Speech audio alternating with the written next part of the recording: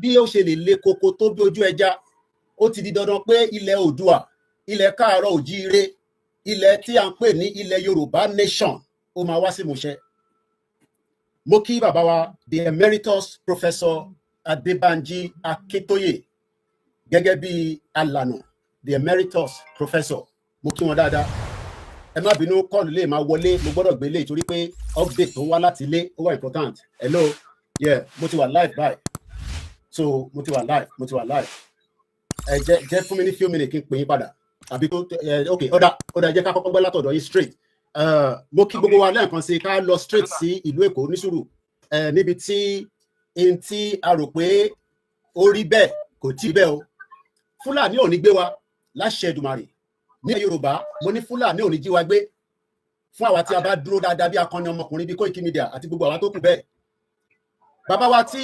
gbogbo wa mọ̀ bẹ́ẹ̀ ní mọ́wọ́ tó ń pè ní Bishop Adésínà láti bí ìjọ Monday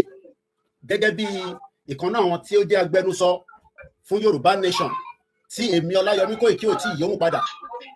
Ìyàwó wọn pè mí nìkan bí 11 o'clock. Wọ́n ní ẹni sùúrù mò ń bọ̀. Wọ́n ní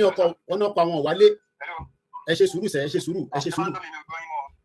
sùúrù èmi ń gbọ́ yín, ẹ ṣe sùúrù mò ń gbọ́ yín, ẹ fún wa ní few seconds, ẹ ṣe sùúrù kí n ṣe introduction, ẹ fún mi ní few seconds. Ẹ má kúrò lórí line, ẹ dúró síbẹ̀ pa, ẹ dúró pa síbẹ̀ mò ń bọ̀. Gẹ́gẹ́ bí ẹ ti ṣe mọ̀, nígbà tí ìyàwó Bishop Adésínà tí wọ́n pè mí, wọ́n ní ìyàwó pa wọn wálé. Mo ní kí ló ṣẹlẹ̀ kẹ̀? Kí ni ká ti gbọ́? Kéèyàn jáde odindi baálé ilé ọkùnrin kó má wọlé. A jáde gẹ́gẹ́ bí iṣẹ́ tí gbogbo ìgbélé wa lọ́wọ́. A pe àwọn bàbá wa lókè tí gbogbo wa ti mọ̀. Kí má fọ̀rọ̀ gùn nígbà tó dijọ́ kejì. Tó bá jẹ́ pé ìlú tí ó ń ṣiṣẹ́, béèyàn bá tẹ̀ sọnù, ó nípa tí ìjọba náà lè ṣe. Tíyàn bá sọnù nílùú kan, ó ní tí ìjọba máa ṣe. Gbogbo ohun tí ó tọ́ tó yẹ ni a ṣe. Bẹ́ẹ̀ ni mo dúpẹ́ lọ́wọ́ World Media. Ẹ má bínú pé èmi ò lè darapọ̀ mọ́ wọn lánàá torí pé iṣẹ́ tó ń lọ ní background kò jẹ́ kí a lè darapọ̀ mọ́ wọn. Mo lọ bẹ́ẹ̀ mo kí gbogbo àwọn tíìmù wa náà káàkiri gbogbo ibi tí wọ́n ti bẹ̀rẹ̀ sí gbóhùn síta pé a sọ̀yànnù. Ṣó wá dá kí odindi baálé ilé sọnù ká má rí? A tẹná sọ́kọ̀ ní gbogbo Àlímọ̀ṣọ́ títí dé gbogbo Lagos State. A pè, a jáde. A tún wá lọ gẹ́gẹ́ bí ọmọ Yorùbá tí a dúpẹ́ fún àwọn onílẹ̀. Àwọn onílẹ̀ òdẹ̀ ní fi wá sílẹ̀ ní ìgbàkígbà. Mo kí gbogbo ẹ̀yin tí ẹ jẹ́ ti Kìrìsìtẹ́nì náà àti Mùsùlùmí. Àmọ́ àwọn alálẹ̀ ní ká máa báṣẹ́ lọ, kò sí bó ṣe lè le koko bí ojú ẹja. Kódà tó bá jẹ́ pé mi náà lọ mú, ẹ máa báṣẹ́ lọ náà ni. Bẹ́ẹ̀ ni mo sọ. Tó bá jẹ́ pé mi náà ni wọ́n bá mú lẹ́niwẹ̀, ẹ máa báṣẹ́ lọ. Iṣẹ́ ò gbọdọ̀ dúró nítorí pé nta fẹ́ gbà ó ju gbogbo èèyàn lọ lágbàáyé. Ó ju ìjọba Nàìjíríà lọ, ó ju ìjọba àgbáyé lọ. So a gbọdọ̀ ṣọkùnrin, a gbọdọ̀ dúró dáadáa. Torí mo ti rí báwọn kan tí ń ṣe lẹ́nu ọjọ́ mẹ́ta yìí láì tí pé 72 hours. Mo kí gbogbo alẹ́ nǹkan sí. So gẹ́gẹ́ bí a ti ṣe gbọ́, nígbà tí ó di pé a bẹ̀rẹ̀ sí ń tẹ gbogbo tó yẹ ká tẹ̀, mo kí bàbá wa olóyè Ọmọdéyẹmọ Ìgbòho Òòṣà. Respect, mo kí bàbá wa emeritus professor Akíntóyè, mo kí Káyọ̀dé Mọ̀lá, mo kí gbogbo àwọn tí wọ́n dìde ní kíákíá nípa pé ṣó wá dá kí baálé ilé sọnù ká má mọ bí tó sọnù sí. Àwa ti wá rí báyìí dájú pé wọ́n ní tíkulé òní ò bá pani tòde ò lè pani nì.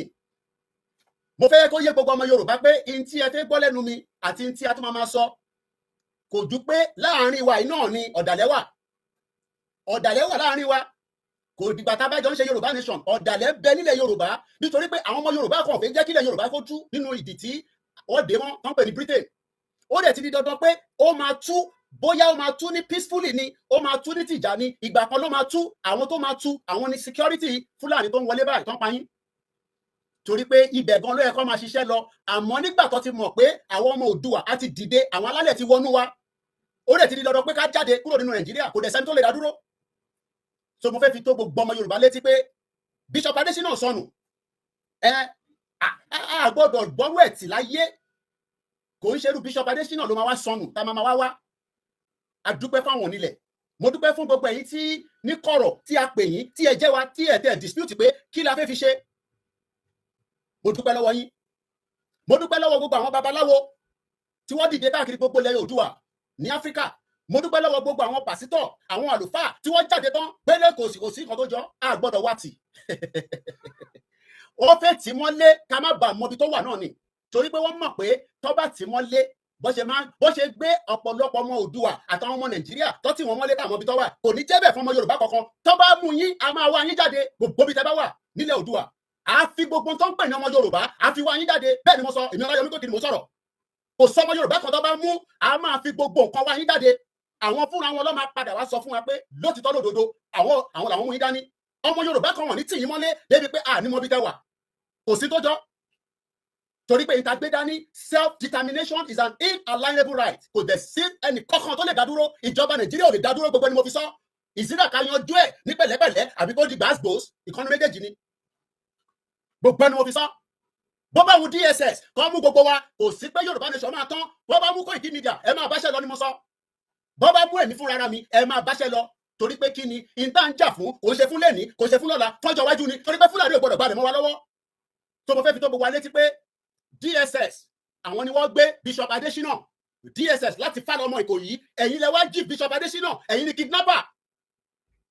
ẹ̀yin gangan ni kidnapper tí ẹ wá gbé Bishop Adesina ẹ jẹ́ ká lọ sí ìlú Èkó kọ́kọ́kọ́ fún wa ní update mo ń padà bọ̀ lẹ́ẹ̀kan sí tẹ bá jíyàn gbé ẹ gbọ́dọ̀ fún ní right kó pe family ẹ pé ọwọ́ yín ló wà kò ń ṣe pé kẹwàá tì mọ́lé nígbà táwa pariwo síta tí àwọn mídíà gbóhùn síta lẹ́wọ́n mọ̀ pé gbọ́dọ̀ gbé wá lélẹ̀ ní àmọ́ kò ń ṣojú lásán torí pé lára wa náà ni èyí tẹ̀ ń wò mí báyìí ìyẹn la ṣe sọ pé a lè trust gbogbo ara wa ẹ̀yin ọ̀dàlẹ̀ lọ́tún lọ́sì àtọkùnrin àtọbìnrin àtàrúgbó àtẹni tó ń ṣe government àti politician ọ̀dàlẹ̀ ní gbogbo yín ẹ̀yin gangan lẹ̀ fẹ́ jẹ́ kọ́ ọmọ Yorùbá tún nínú ìdí táwa nú ẹ̀ ẹ jẹ́ lọ sí ìlú Èkó ṣé ti ń gbọ́ mi bàbá ẹ̀ ló kábíyèsí ìkànnì àwọn ọmọ ọkọ ilẹ̀ Yorùbá àwọn tí a pè wọ́n ní emergency tó jẹ́ ìṣọ́ fún ọmọ Yorùbá a dúpẹ́ fún wọn àwọn ni wọ́n fẹ́ bá wa sọ̀rọ̀ láti àná náà tí a ti pè wọ́n làwọn náà ti dìde pé gẹ́gẹ́ bí ìwọ̀nba tí agbára tọ́dọ̀ fún àwọn wọn ò ní weapon o àmọ́ wọ́n ní ọgbọ́n wọ́n ní ìmọ̀ àwọn ni wọ́n dìde tí wọ́n tètè lọ bá wa dúró ti ìyàwó Bishop Adesina àwọn náà ni wọ́n kọ́kọ́ máa fún wa ní update àwa pé ìyàwó Bishop àwa ṣe máa tẹ̀síwájú mo kí gbogbo èèyàn wa ẹ fọkàn balẹ̀ gbogbo ẹni tó bá wà nílé tó bá ń bẹ̀rù pé torí pé DSS wá gbé Bishop Adesina fún whatever it might be ẹ fọkàn balẹ̀ ẹ à sì fi legal bá jáde náà torí pé Bishop kì í ṣe ọ̀daràn kó pààyàn right wa ni gbogbo tó bá dẹ̀ máa mú ọ̀rọ̀ Nàìjíríà kó pín ó ti di dandan pé a máa sọ náà ni èyí tó bá yẹ ká ṣe òun lélẹ́yìí àwa ò sá lọ anywhere lẹ́yìn kan bá lọ passport tèmi sì lélẹ́yìí confam ó wà lọ́wọ́ mi kò síbi kankan lọ bó bá wọn British government náà kọ́ béèrè pé kí ló ṣe máa ṣàlàyé fún wọn identity tèmi lélẹ́yìí tó bá jẹ́ pé torí ẹ̀ lẹ́sẹ̀ lọ bọ́ọ̀sì Bishop Adesina ẹ̀yin ọ̀dàlẹ̀ ọmọ Yorùbá tí ẹ fẹ́ mú nọ́mbẹ̀ sílẹ̀ tí ẹ fẹ́ mú pàṣẹ sílẹ̀ a máa gbà jáde láṣẹ Èdùmàrè gbogbo tó bá gbà la máa fún tó bá kọ́ sí anything a máa gbà jáde ìyẹn ń bọ̀ ẹ já lọ sí ìlú Èkó live and direct kọ́kọ́kọ́ sọ kí ló ṣẹlẹ̀ lẹ́nìí láti àná kó tó di pé wá di èmi ìyẹn ní kẹ́ kọ́kọ́ fún wa ní update nígbà tá a pè yín náà ẹ dìde ẹ ní láti sọ irú èèyàn tẹ́ jẹ́ fún wa torí pé ìyẹn ṣe fún social media ẹ kò sọ kí ló ṣẹlẹ̀ láti àná tá a ti pè yín àti pé títí débi tí a fi gbọ́ lẹ́nu yín ẹ bá wa gbọ́n sókè. mo kí Koiki Media mo lè kí pẹ̀lú iṣẹ́ takuntakun tẹ̀ ń ṣe ẹgbẹ́ wa lánàá àdéjẹ́ yín ni o bọ́ọ̀lá tẹ́gbẹ́ wa lánàá àdéjẹ́ yín ni o àtàná náà la ti report opportunity náà pátápátá àdéṣiṣẹ́ gbogbo tó ṣe ká iṣẹ́ òwúrọ̀ pátá àti wọn ò fi ẹ jọ̀ọ́ ẹ máa bá wa dárúkọ ẹ tẹ́ ń wá kiri torí èèyàn púpọ̀ ló ń sọnù Nàìjíríà ẹlòmíì ti sọnù táwọn ọmọ bí tó wà so ẹ bá wa dárúkọ ta ló sọnù ta là ń wá. Bishop Adesina ló sọ ń tàn wá Bishop Adesina ọkọ náà ló sọ ń tàn wá so àdé ti dààmú kàkà sí ló sọ owó tó yẹ ká wọ pátápátá àti àwọn ọlọ́pàá pátápátá tó àwọn tactics àti. ẹ bá wa gbọ́ wọlé share button kẹ bá wa tawa tap kẹ bá wa share program yìí ilé ìgbọ̀ngàn lẹ́yìn kẹ bá wa share ẹgbọ́n sókè ẹ má bínú. àwọn apínká wa káàkiri at the end of the day àpàdà yìí positive response nígbà táwa wà lọ́dọ̀ ẹnu nábà láti wà lọ́dọ̀ àgbọ́yé àwọn ọlọ́pàá kan ìyẹn ló wá fún wa ní information ní tò ó jẹ́ kó yọ ayé pé ní general because wọ́n ṣe meeting pẹ̀lú ojú kìí pátápátá lé ó fún wa ní pípọ̀ dání sùn ní pé ó fún alákùnrin tí ó dáre pé ó lẹ́nu ká bá ọ̀nà àkókò fún alákùnrin tàbí wàá bọ̀ pé but in the long run ṣá wọ́n kúrò pé àwọn ọmọ ti dáre gbàtà máa dé bẹ́ẹ̀ báyìí àwọn jẹ̀sẹ̀ kò sẹ́ni tó náà bá bílò wọnú street yẹn tó fẹsẹ̀ wọn kó fẹ́ wọnú gate àwa wàṣà wọlé sí wọn náà nígbà wọlé sí wọn kí ló ṣe kí nǹkan kan ní ọmọ Yorùbá gan ló tún bá wa sọ̀rọ̀ ló lè sọ fún wa pé àwọn ní sùn kí ló ṣẹlẹ̀ ànígbà kí ló ní àwọn adarí ìgbà tó wá sí identify àwọn pdss wọn ó lè identify ìtọ́síwá ìkòyí Lagos ìtọ́síwá ní Fálọmọ lọ́dọ̀ àwọn tí wá dé Bishop Adesina ọ̀bàjáwó ọmọ rí wọn so kò ní jù báyìí lọ ṣá. so ẹ ṣe gan ni torí àfẹ́kẹ́ sọ̀rọ̀ púpọ̀ náà torí ẹ̀mí ni èèyàn sọ tí a bá lè sọ so interface sọ fún wa ni pé live and direct ẹ fojú kan Bishop Adesina pẹ̀lú àwọn DSS ìyẹn la kọ́kọ́ fi confam so Bishop Adesina wà lọ́wọ́ àwọn DSS tó wá láti Fálọmọ Ìkòyí nílùú Èkó kódà ẹ ṣe gan ni ìtàfẹ́ gbọ́ lẹ́nu yín náà nìyẹn ẹ ṣe gan ni mo dúpẹ́ ẹ bá wa kọ́ọ̀tẹ̀ látọ̀dọ̀ yín mo kí yín o ẹ kúṣẹ́ o bá ṣe ń pè yín a máa pẹ́ lómi a máa sá mo ní ẹ fọkàn yín balẹ̀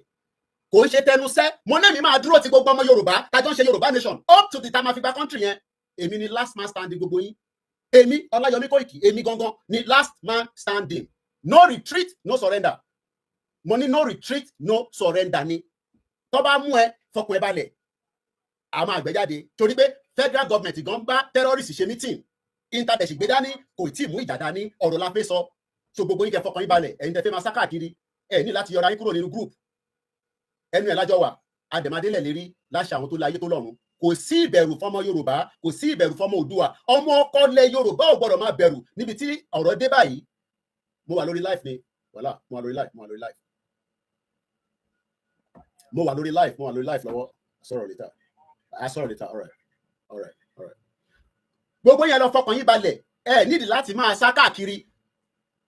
ẹ jẹ́ ká wọ́n kọ́kọ́ lọ gbọ́ látẹnu ìyàwó bishop wọ́n náà wọ́n dúpẹ́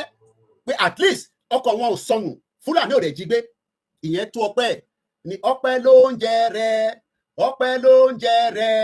èè jàmàlà èè jẹ kọ́kọ́rẹ́ o ọpẹ́ ló ń jẹ rẹ ọpẹ́ o ọpẹ́ ló ń jẹ ẹ bá mi gbé orin yẹn torí ẹni tí Fúlàní jí gbé ó yàtọ̀ sẹ́ni tó wà lọ́wọ́ DSS ẹni tí DSS dẹ̀ gbé ó gbọ́dọ̀ ní ìta máa ṣe tá máa fi gbára wa jáde torí ta sì ń gbé dání kò tí kọjá àfaradà kò tí ṣe kíni kò tí kọjá àfaradà ẹ jẹ́ ká kọ́kọ́ gbọ́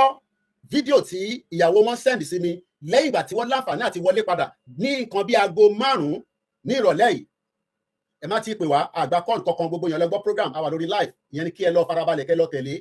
kẹ lọ wo live tí à ń ṣe lọ́wọ́lọ́wọ́ torí ìyẹn gangan ló mátà nísìnyí torí information tẹ fẹ́ gbọ́ a lè máa fúnyàn kankan kí ló ṣẹlẹ̀ Mr. Kóìkì in tó ṣẹlẹ̀ yẹn a lè máa sọ fún gbogbo yín lẹ́yọ kankan kò possible a wà lórí live ẹ̀gbọ́n mi a lè máa ṣàlàyé fúnyàn kankan mo ṣì wà lórí live mo wà ní live ẹ lọ wo program mo wà ní live up gbìyànjú kankan máa ti kì mí mo lé mo wà live nísìnyí a dẹ̀ wà lórí breaking news ni àbọ̀rọ̀ yẹn Japan lọ ti ń pè yẹn lára ọmọ Yorùbá náà ni tó ń pè láti Japan but a wà ní live lọ́wọ́lọ́wọ́ so à ní lè bá wọn sọ̀rọ̀ ẹ jẹ́ ká gbọ́ fídíò yẹn ẹ̀rí wà pé DSS ló mú wọn bọ̀ kí ló dé tó take 72 hours tí a wá ń sọ pé èèyàn sọnù a dẹ̀ sọ pé a nílùú how can that be a country how can you be in a country where you are kidnapped within Lagos State and you are not allowed access to your family for 72 hours how what kind of country is that even we know that terrorists is communicating with the federal government we saw it so the question is how can you kidnap a man for whatever the offense that still relate to Yoruba nation and then you took him away for 72 hours since Monday no I don't need it just put it there thank you Omodua. It's good to be back home with my family but they understand the kind of the nature of the job I do because I am doing it not for them alone for millions of our people how can somebody be picked up since Monday at about whatever time between 4 o'clock and we can only know after 5 p.m. today that it was the DSS and he was not giving access to make a call. Can you, even if you are an hardened criminal in Europe, would you not be allowed a lawyer to make a phone call to your family? And you're telling me that Nigeria is a country. How can that be a country where you are not allowed, even after you were arrested for whatever offense? Can you be arrested in UK and not be given access to your family to speak to in 72 hours? Because I know some of you will come out and defend Nigeria. You will want to defend rubbish.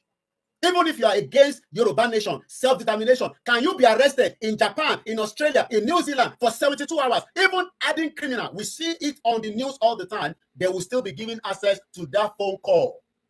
It can never happen in the UK that I have lived for 28 years. So don't come and start talking nonsense. Ẹ má ti kọ́kọ́ wá sọ yẹn. Bẹ́ẹ̀ bẹ́ẹ̀ ṣe Yoruba nation Ọlọ́run mú yín. Ọlọ́run tí mú wa. Ọ̀rọ̀ Nàìjíríà fẹ́ pín náà ni. So ẹ má ti lọ Ọlọ́run mú wa. Bẹ́ẹ̀ni, Nigeria is a crime scene. We will come back one at a time. Ẹ jẹ́ ká kọ́kọ́ gbọ́ what happened as the wife returned back home after the information reached her when they were still searching for a missing person. He's no longer a missing person. He's now a kidnapped person by the DSS and we will be taking every legal matter. And that has already started. Chief Sunday Igboho is working. Emola is working. Emeritus Banji Akintoye, they are all working. So, ẹ̀yin tí ẹ fẹ́ máa sá káàkiri, ẹ ní láti sá lọ. Like I said, we should be all prepared at some point in the lifetime of this Yoruba nation that you can be arrested, you can be picked up, you can. But the most important thing is, ní warawati, dẹ̀ ní sọnù. Àfẹ́ni tó bá kúkú pé ó sùn kò jí, ìyẹn kan dẹ̀ ní kúnú wa, gbogbo alájọ máa délẹ̀ lérí yẹn. Kò sẹ́ni kankan tó ní bá wa délẹ̀ lérí, gbogbo alájọ máa débẹ̀. Àtẹni tó fẹ́ Yoruba nation, àtẹni tó fẹ́ Yoruba nation. Mo ní láti tún gbé kọ́ọ̀lì yìí because it's coming from our team. Tán fún wa ní update nílé. Hello. Hello? Hello? Network. Oh. That's the problem. Mumbo. Mushiwa life. Yeah. Order. So, Bachen Solo, ẹ̀yin tí ẹ sì fẹ́ máa sá káàkiri, ẹ need láti sá lọ anywhere. There is no need to be scared because Intaṣìgbédání is not terrorism. Intagbedani kò tí ì rófin. Even if the government does not support it, even if the government is against it, it is still our inalienable right, and we will make use of that right in the manner according to the law. Because I take the weapon that day, we have not used weapon to fight the federal government, and we know those that are using weapon don't fit weapon by federal government. Everybody knows that. Let's listen to how they invaded the house. Ẹ jẹ́ ká gbọ́.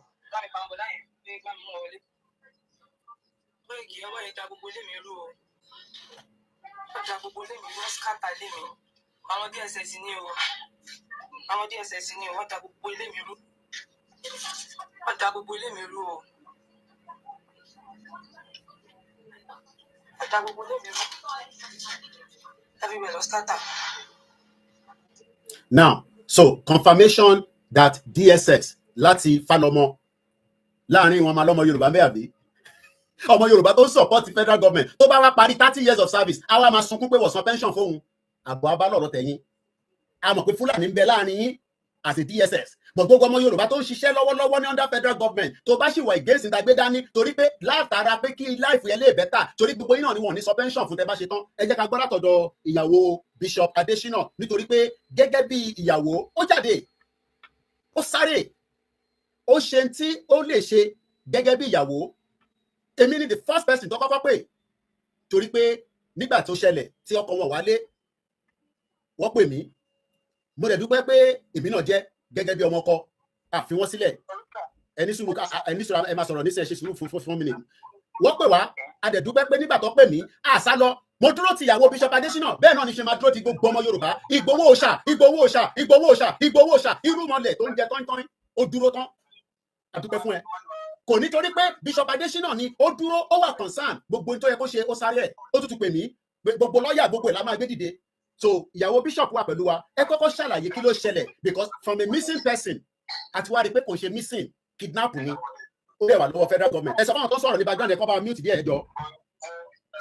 ẹ náà tó sọ̀rọ̀ ní background yẹn kọ́ fún wa ní time ká fi bá yín sọ̀rọ̀ ó wà very very important torí ta fi káà pass nísìn ó wà very very important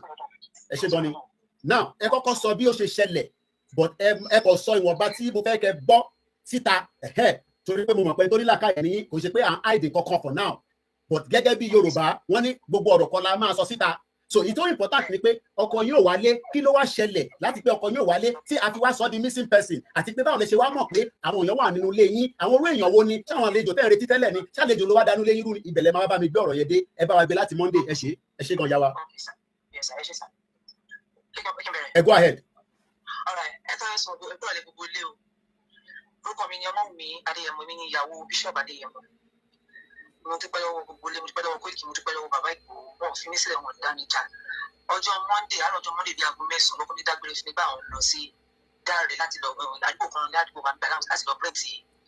iṣẹ́ wọn tó ṣàǹṣe towards revolution so àti Monday yẹn ó yẹ kán padà sílé àti wá di mo ṣàǹpé wọn láti aago 4 láti máa dago 7 mo wà worried mo ṣàǹpé wọn mo wọ́n gbà tí mi ò rí wọn tó máa fi di aago 10 mo bọ́ sí títì mo wá wọn kiri mi ò rí wọn àdìpọ̀ sọ ti ọjà ọjọ́ kejì ẹ̀ nítorí ìdíjẹ́ náà ti pé Koiki àti ìgbà yẹn alẹ́ yẹn tí mo ti pé Koiki wọ́n ti ń sùn kan wọ́n dá mi lóhùn wọ́n dá mi dá wọ́n gbà wọ́n èèyàn dìde wọ́n náwó èèyàn ni wọ́n dúró tì mí lójú ọmọlúwàbí every second wọ́n bí ìgbà wo ni update báwo ni so wọ́n dúró tì mí kan débi tó yẹ ká rìn sí láàrin sí. so ní yìí. kẹ̀kẹ́ lọ sẹ́ni mo fẹ́ káwọn èèyàn mọ̀ pàtí gbégbèsè ẹ má ti lọ sẹ́ni ẹjọ́ nígbà tó dijọ́ kejì a ní kẹrin ìrìnàjò lọ sọ́dọ̀ ọlọ́pàá ẹ sọ kí ló ṣẹlẹ̀ lọ́dọ̀ ọlọ́pàá torí àwọn èèyàn gbọ́dọ̀ mọ̀ tó ṣẹlẹ̀ lọ́dọ̀ ọlọ́pàá torí ọlọ́pàá Nàìjíríà ẹlòmíì tó bá mọ̀ tó ṣẹlẹ̀ ẹ bá mi sọ àárín yẹn. ọ̀rọ̀ ọlọ́pàá tó bá sọ pé tó bá ti ṣàgbàfihàn pé ẹ ní orúkọ ọlọ́pàá kéèyàn máa ṣe àmì ní 9 ni ṣẹ̀wù rádaràdá ni tọ́lọ́pàá sọ fún mi pé. bọ́ ṣe ṣàlàyé fún yín ní kẹsọ ẹjọ́ ẹ má yí kọ́kọ́ padà bí ọlọ́pàá ẹ̀dẹ̀ sọ yíta fún ọlọ́pàá ìṣọ ọlọ́pàá gbowó kí lọ́lọ́pàá sọ fún yín mo fẹ́ ká ṣàárín yẹn káwọn èèyàn wá gbọ́ dáadáa. owó ẹ̀mẹ́tírì pé mo fẹ́ lé complain 5,000 naira nígbà tó yẹ ní mo ṣe wá ń sọ̀rọ̀ sí wọn ní pé jẹ́ ká ṣe tracking tracking tá a fẹ́ ṣe 70,000 naira. wọ́n náà gba 70,000 naira àwọn ọlọ́pàá nàìjíríà láti bá wa track fóònù Bishop Adesina níjọ́ Tuesday láàárọ̀ lélẹ́yìí o ẹgbẹ́ òsókè. wọ́n kọ̀ gẹ́ẹ̀tì àwọn nọ́mbà kọ̀ bàtọ́ gẹ́ẹ̀tì wọ́n kọ̀ fún mi ní èmi ní kí n máa lọ ṣe investigation bẹ̀. wọ́n nígbà tó bẹ̀ di nọ́mbà gan sẹ̀ wọ́n náà kọ̀ dálé wọn lọ́wọ́ ni pé ibi tó bá wọn ẹni kó wá ọkọ̀ ẹ lọ sí ó yẹ ẹgbẹ́ òsókè. oníṣẹ́ ìtẹ̀lé mi ni ọlọ́run àwọn ìṣẹ̀lẹ̀ ti parí omi tó ṣe sí àwọn tẹ́ nìyẹn o èmi ní kí wọ́n bí ṣe fẹ́ gbé nǹkan táwọn tí mo sọ fún ẹ bá mi ní sùúrù torí bẹ́ẹ̀ fà bá ń sọ̀rọ̀ àwọn ọmọ jánọ́sì á máa fẹ́ wọn sí wọ́n ní nígbà tí àwọn fún ọlọ́pàá ní owó tán 5,000 entry 70,000 naira fún owó tracking nígbà tó ọlọ́pàá dẹ̀ máa fáwọn ní information wọ́n ní àwọn ní káwọn lọ wá báwọn ṣe máa resolve information nìyẹn láàárín àwọn àtàwọn táwọn tó ń wá èèyàn ẹ sọ fún wọn pé èèyàn lẹ́ ń wá ni tó kì í ṣe animal. wọ́n mọ̀ pé èèyàn ni mò ń wà mo tún wá sọ fún pé kọ́ ju àwọn nọ́mbà tó ń rí yìí wọ́n ti máa ní máa invite wọn náà ọ̀nà àpàdé dàbí àmàrí èyí tí ó mọ̀ nípa ìrìn àjò ẹ̀ nígbà tó tún yá wọ́n sì káwọn tẹ̀ tó lè máa gbé 5,000 mi mo tún sọ yẹn èmi ni nǹkan ṣe èmi ni mo kàn ṣe nígbà tó sọ 5,000 naira yẹn nígbà tó yá wọn ò dídé lórí tọ́wọ́ orí bọ́ọ̀lù ni a ní ìdí station lọ́pọ̀ àwọn méjì àtọ́pọ̀ àwọn méjì táwọn yẹn ti sọ ọ̀rọ̀ tẹni mọ́ pé àwọn ò ní kọ́lọ́fín wọn ní kọ́ máa lọ àmọ́ gbọ́ má ta àwọn ará ẹ̀ bẹ̀ ọkọ ẹ wà lábẹ́ obìnrin tó ń dógò lọ́wọ́. ẹ ní sùúrù síbẹ̀ ẹ má bínú fún eléyìí sọ̀rọ̀ àlùfàǹṣà wọ́n ní ọkọ àwọn wọ́n ní àwọn ọlọ́pàá ló sọ ní police station pọ́pọ́ ẹ wà ní abẹ́ obìnrin tó ń dógò lọ́wọ́ ọlọ́pàá ló sọ yẹn o. ọkọ ẹ dógò lọ́wọ́ ìwọ wà bí wàá sùpẹ́ lẹ́yà so ọkọ wọn wá ń dógò lọ́wọ́ nísìnyí àbó wà lágọ̀ọ́ ọlọ́pàá ti DSS tó dì í mú ẹgbẹ́ òsókè àgbọ̀ yìí o. nígbà tí mo ṣàṣe gbogbo ẹ̀tọ́ tí ọ̀pẹ àwọn méjì tó máa pè mo wá ní kí ló tún kù báyìí o pé ṣé padà wá lọ́la ni ìyẹn máa dá mi lóhùn ọ̀la bí ẹni sí àràgbọ̀n ọ̀la bóyá ọ̀tún ọ̀la bó ṣe sọ fún gbẹ́lẹ́ nìyẹn bóyá ọ̀tún ọ̀la o lè wá ní ibi ìrọ̀lẹ́ ọ̀lẹ́ báyìí kó dẹ̀ dá mi lójú nígbà èèyàn máa ní mo wà kó máa ṣe àrùn.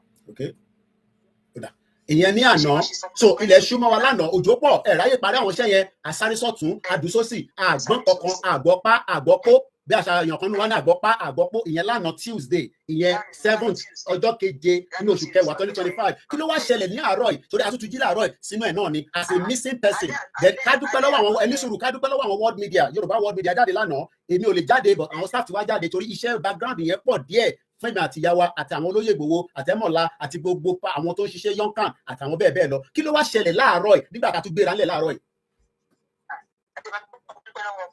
alẹ́ àná yẹn wọ́n gbé àwọn ọmọ dìde wọ́n wá sùn sí ilé wa. Ọlọ́run ní ká dúpẹ́ fún àti olóyè tí wọ́n ní a gbọ́dọ̀ fi Ìyáwá sílẹ̀ torí pé nígbà tí àwọn oró nǹkan tó ṣẹlẹ̀ wọ́n ní kó ṣe ààbò kékeré àwọn ọmọ ogun tá à ń sọ yìí náà àwọn tó ní kankan náà ni àmọ́ àwọn tí wọ́n ń dáàbò bo ọmọ Yorùbá a gbé wọn dìde nígbà tó wá dé àárọ̀ yìí ẹgbọ́n òsókè à ń gbọ́ yín network ẹ̀ ní sùúrù wọn máa padà wọlé so mo kí gbogbo èèyàn wa ẹ bá wa share program yìí àti ríbi tí à ń gbọ́ yín sà à ń gbọ́ yín mà. àwọn kan lọ síbẹ̀ àwọn kan lọ sí kílọ̀ polúkọ ẹ̀ àwọn kan lọ sí Ìkẹjà àwọn kan wà ní Ìkọ̀tún so lẹ́ka lẹ́ta náà àbúrò mi ṣàwárí mi ní kó lọ kó àwọn ọmọ ní ilé ìwé ló ṣàṣàrí pé mi ọgbà àwọn ilé ti gan seriously àti wọn ọ̀rẹ́ àwọn èèyàn kan ní kọ́pẹ́ ìbọ̀dá ní tó wá túlé o ẹsẹ̀kẹsẹ̀ ní mẹ́ta wọn mọ ogun kó èkì sẹ́ǹdì sí mi àṣàrí pé bàbá ìkìlì káwà tí à ń bọ̀ nílé àṣàrí pé mo rí gbogbo DSS ní ó dì mú. ẹni sùúrù ta lẹ rí torí afẹ́ máa mú ẹ̀rí dání ni torí pé ẹni lẹ́gbẹ́ lómi lẹ rí ta lẹ rí ẹ confirm kọ́kọ́ yín ni ìyẹn Bishop Adesina ti wá. Bishop Adesina orí àwọn DSS wọ́n kó ìbọn wálé ní wọ́n da gbogbo lérú pátápátá wọ́n da àti kọ́bọ̀dù àti kọ́bọ̀dù ọkọ mi kọ́bọ̀dù kitchen wọ́n da everywhere wọ́n da everywhere everywhere was scattered. Everywhere was scattered. So confirmation nígbà tẹ rí wọn ni pé àwọn DSS ni wọ́n wálé. mo rí wọn lọ sọ fún mi wọ́n jẹ́ kó máa yé mi pé ọkọ mi ní court case ní on the 21st of this month. So wọ́n ọkọ yín ní court case ní on the 21st of this month. bẹ́ẹ̀ ẹni tí tó jọ mọ́ ọ̀rọ̀ Yorùbá nation ló ṣàtìgbè lọ. So gbogbo tó jẹ́ Yorùbá nation tí ọkọ yín ṣe nínú ilé nípa tí wọ́n bá wọnú ilé tèmi náà ní sìn wọ́n bá rọ Yorùbá nation bẹ́ẹ̀ wọ́n lè bá pálí lọ́wọ́ mi wọ́n lè bá flag wọ́n lè bá paper kò sí nǹkan tó lè bá kódà kódà ẹ ṣé gan ni ẹ jẹ́ ká fi sílẹ̀ bẹ́ẹ̀ torí àfẹ́ kí a sọ̀rọ̀ ju ibi tí ẹ sọ́dẹ̀ yẹn mọ́ apẹ́ yìí lẹ́yìn ètò ẹ ṣé gan ni ẹ ṣé gan ni òun ni ẹ ti gbọ́ yẹn lẹ́nu ìyàwó Bishop Adesina a sì lé lóòótọ́ àmọ́ àfẹ̀yìn tí ẹ wà ń lé sílẹ̀ fún ìgbà kọ̀ọ̀kan ìtagbédání mo fẹ́ kó yé gbogbo wa pé kò tí ì lòdì sófin ìjọba Nàìjíríà lè sọ pé ó lòdì sófin báwọn orí kankan tó lòdì sófin àwọn ni kò sọ yẹn káwa náà wá ṣe ìtumọ̀ ẹ̀ torí pé ọ̀rọ̀ tó wà nílẹ̀ yìí mo fẹ́ kó a máa gba call bọ̀ká tó gba call ẹ ṣe sùúrù díẹ̀ sí mo kí gbogbo èèyàn wa èmi ṣẹ̀ dé London padà ni a ṣe ń settle down ni àti settle down púpọ̀ tẹ́lẹ̀ tó ṣẹlẹ̀ Bishop Adesina ó sì wà lórí live show tá a ṣe ń ṣe ní Tottenham níjọ́ Sunday but èyí tí mo fẹ́ kó yé gbogbo wa pátápátá gẹ́gẹ́ bí àwọn ìwádìí tí a ti ṣe tí a ní fún yín ní too much of information ó ní ọwọ́ ẹ̀yin èèyàn wa náà nínú ẹ̀mú yẹn dání bẹ́ẹ̀ ṣe fẹ́ mú páàsì olóyè Ìgbòho sílẹ̀ náà nìyẹn bẹ́ẹ̀ ṣe fẹ́ mú páàsì Koiki Media náà sílẹ̀ nìyẹn bọ́ ṣe fẹ́ mú páàsì gbogbo wa ó lè má jẹ́ ẹ̀yin o ẹ̀yin tẹ̀ ń comment tẹ̀ ń wò wá kò sẹ́ni tó ń wẹ̀ yín gbogbo ni mo fi sọ ẹlòmíà ni wọ́n wá òun kò sẹ́ni kankan tó wá yín ẹ lè lọ Nàìjíríà kẹ wọlé kẹ jáde kò sẹ́ni kankan tó wá yín ẹ má stress ara yín gbà kí ìgbà tẹ́ bá fẹ́ lọ gbogbo ẹni tẹ̀ ń comment wọn mọ̀ yín rí èèyàn mélòó ni DSS títí ní táì tó fẹ́ wá Fúlàní tó ń pààyàn káàkiri gbogbo kí ọdẹ ní gbogbo last week but àwa tí a jẹ́ the indigenous front runner àwa gangan ni wọ́n ń wá tí ẹ̀yin kan dẹ̀ ń fi páàsì sílẹ̀ ó dà pé ọ̀nà Casablanca yẹn ló fẹ́ gbà ìyẹn là fi ń sọ ibi tá a máa gbà travel until tá a bá padà débi tá a ń lọ torí a ti mọ orú ẹ̀yin èèyàn kankan tá a bá sọ fún yín pé Morocco la máa gbà travel ẹ lọ mú páàsì wá sílẹ̀ ní Morocco tá a bá sọ fún yín pé Istanbul la máa gbà travel ìyẹn là fi ń sí gbogbo ọ̀rọ̀ yẹn síta ìyẹn là fi ń sọ ọjọ́ ta fẹ́ jáde torí pé tá a bá ti sọ ọjọ́ ta fẹ́ jáde ẹ lọ mú páàsì wá sílẹ̀ fún àwọn èèyàn burú nínú Nàìjíríà tó ṣiṣẹ́ tó gbogbo tí ó ṣẹlẹ̀ tí a fi ń sọ̀rọ̀ lálẹ́ yìí ní èní ọjọ́ kẹjọ oṣù kẹwàá ọdún 2025 òun ni pé àwọn ọmọ Yorùbá ló mú páàsì sílẹ̀ gbogbo ẹni mo fi sọ gbogbo ẹ̀kọ́ la máa review síta ẹni tó mú páàsì sílẹ̀ ní sí ọmọ rẹ òun náà máa comment báyìí ó lè má ṣe Yorùbá nation ó dẹ̀ lè má ṣe Yorùbá nation ẹni tó mú páàsì sílẹ̀ kò ń ṣe dandan pé ó wà ní WhatsApp group yín gbogbo lè fi gbogbo ẹnu sọ pé ní ìwádìí tí Koiki Media ti ṣe wọ́n mú páàsì yẹn sílẹ̀ ni ó lè jẹ́ ẹni tó wà ní diaspora ni o tóun náà wò mí báyìí ní kọ́mẹ́ntì ó ń kọ́mẹ́ntì báyìí nísìnyí o diaspora ló wà o ìyà ò jẹ́ o in tí Bishop Adesina ṣe pé kí ilẹ̀ Oòduà tá à ń ṣe yìí kó lè ní ìnáwó síwájú òun náà ló máa mú páàsì sílẹ̀ o ó lè jẹ́ ẹni tó wà láfíríkà ni o wọ́n wò mí báyìí nísìnyí o àwọn ọ̀dàlẹ̀ bọ́ ṣe dalẹ̀ títí tó pa Abíọ́lá dànù nìyẹn bọ́ ṣe dalẹ̀ títí tó pa Awólọ́wọ̀ dànù bọ́ ṣe pa Bọ́lá Ìgè bọ́ ṣe pa Fúnṣọ́ Williams bọ́ ṣe pa Gani Adams Fẹlá Gani Fáwẹ́mi ẹ má bínú mo ṣe Gani Adams Gani Fáwẹ́mi mo fẹ́ sọ I take that back ikú kan pa Gani Adams fún wa nísìn torí a sì máa rán lọ sí Kwara ó lọ ṣiṣẹ́ ní Kwara fún wa ọ̀rọ̀ ọjọ́ mi nìyẹn bọ́ ṣe pa Fúnṣọ́ Williams bọ́ ṣe pa Tolúlọpọ̀ Arótílé wọ́n mú páàsì sílẹ̀ ni o wọ́n wọ̀ mí báyìí nísìn o àwọn ọ̀dàlẹ̀ bọ́ ṣe fẹ́ mú páàsì olóyè sílẹ̀ gbogbo iná ẹ máa rò pé yàn kan nìkan ló fẹ́ mú páàsì sílẹ̀ gbogbo ọ̀pọ̀ báyò wọ́n wà diaspora wọ́n wọ̀ mí bá àwọn olójú wòkówókó bọ́n tí mo lè fi yé yín ni pé àwọn alálẹ̀ Oòduà àfi tó bá jẹ́ pé bíṣọ̀pù ń fi inú méjì ṣe ó jáde níbi tó wà bó bá wù wọ́n kó gbé lọ sí court a máa tẹ̀lé wọn lọ sí court pẹ̀lú lọ́ọ̀yà nínú Nàìjíríà bẹ́ẹ̀ ni mo sọ bó wù wọ́n kó gbé lọ sí international court a lọ ṣe court case níbẹ̀ wọ́n pé Nàìjíríà ò ní pín tutọ́ ìdànù bó bá mú bíṣọ̀pù iṣẹ́ sì ń lọ iṣẹ́ ò dúró torí bíṣọ̀pù gan ò ní fẹ́ jẹ́ kí iṣẹ́ dúró bẹ́ẹ̀ ni mo sọ kí n tó fẹ́ pín Nàìjíríà ó súnmọ́ bọ̀ kẹ̀rẹ̀kẹ̀rẹ̀ tẹ bá rò pé àwa nìkan la fẹ́ pín Nàìjíríà Fúlàní tó máa pààyàn tó fẹ́ jẹ́ kí wọ́n gbalẹ̀ wọ́n fẹ́ wà lára àwọn tó máa bá wa pín Nàìjíríà ó súnmọ́ bọ̀ lọ̀rọ̀ tó wà nílẹ̀ kò tí ì mú ìjà dání ọ̀rọ̀ sí ni ṣé ọ̀rọ̀ tá à ń sọ yìí ọ̀rọ̀ confam tá à ń sọ yìí tí kò lè yẹ padà tẹ bá rò pé àwa máa sá pé torí pé Koiki ti gbọ́ DSS ni ìwọ tètè ya palẹ̀ mọ́ kó náà ṣe Yorùbá nation ó lè lọ tún ó bá ṣọ Yorùbá nation tó nínú ilé ó yà lọ sún dànù àwa sì dúró confam mo ṣẹ̀ dé ní oṣù 2 àtàbọ̀ ni mo lò nílé mo ṣẹ̀ dé ní kí ọ̀kan má pè nígbà tó bá ní wo program tiwa tó tẹ bá ti gba notification ni ó yẹ kẹ́ ti mọ̀ pa wà live because eléyìí tá à ń sọ lọ́wọ́lọ́wọ́ nísìnyí update tí ẹ need tẹ bá rò pé èmi Ọláyọmí Koiki máa sá fún Yorùbá nation ní UK ní Nàìjíríà ìrọ̀lẹ́ pa confam adúró till the end torí internship dání kò tí ì mú ìjà dání tó bá lọ mú ìjà dání àmọ́ pé jà ní internship ń bèrè ẹ̀tọ́ wa ni bí wọ́n bá wá sọ pé ó ti sú ẹ ó ṣe mọ́ o ní right láti máa lọ bá àwọn tó ń ṣe content ẹjọ́ máa ṣe content kò fi àwa tí à ń ṣe Yorùbá nation tí a believe in it tọkàntọkàn tẹ̀mítẹ̀mí tí a dẹ̀ nífẹ̀ẹ́ ní kọ́kọ́ sílẹ̀ but gbogbo ẹni mo fi sọ wọ́n mú páàsì yẹn sílẹ̀ ni o bẹ́ẹ̀ ṣe ń wò mí báyìí àwọn tó mú páàsì yẹn sílẹ̀ lára wa náà ni o a dẹ̀ ti mọ̀ dájúdájú tẹ́lẹ̀ pé ọ̀dàlẹ̀ á máa jẹ́ ọ̀dàlẹ̀ ni títí táyé máa fi parẹ́ ọ̀dàlẹ̀ wà kò dẹ̀ ṣe ní ìran Yorùbá nìkan but àìmọye àwọn tó fi jẹ́ kí ẹ gba òmìnira tẹ bá ní Koiki kí ló dé tó ṣe pé ara yín náà lè ṣe jẹ́ kó pẹ́ ẹ̀yin lè fẹ́ jẹ́ kí a gba country tó ń ṣe ni kò dẹ̀ ṣe èmi rárá ẹ̀yin tẹ́ ẹ̀ fẹ́ jẹ́ ká gbà ẹ̀yin náà lájọ́ ń wúra wa báyìí ok ẹ̀yin tí ẹ̀ fẹ́ jẹ́ ká gba òmìnira ká tètè bọ́ nínú wàhálà tó bá yẹ pé a ti wà nínú ibi tí ó ti wà lórí M1 kò ní sẹ́ni tó máa fẹ́ mú Bishop Adésínà tó bá yẹ pé a ti bọ́ sórí M1 ni kò ní sẹ́ni tó máa lé ẹ káàkiri àwọn náà máa léra wọn káàkiri bó ṣe jẹ́ kó rí nìyẹn bó tó pè yẹn mo ti sọ pé tó pè yẹn ó yẹ kó mọ̀ pé mo wà live brother mi dáadáa mo kí ẹ ọ̀gbẹ́ni Bobby kò ní bàjẹ́ fún ẹ láíláí